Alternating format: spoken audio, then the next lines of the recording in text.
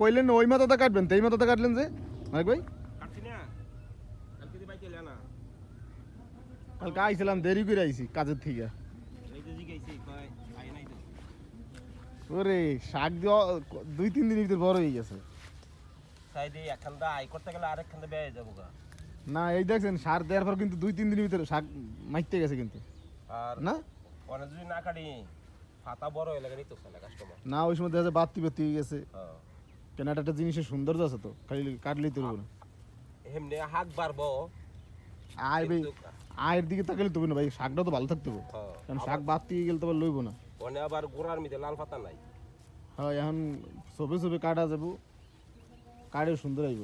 আর যদি খাটো করে কাটতে দেই হুম ড্যামটা সেই হ্যাঁ, আবার গাছটা সমান সমান সমান রইলো, আবার এক লগে ড্যাম দিব। হ্যাঁ।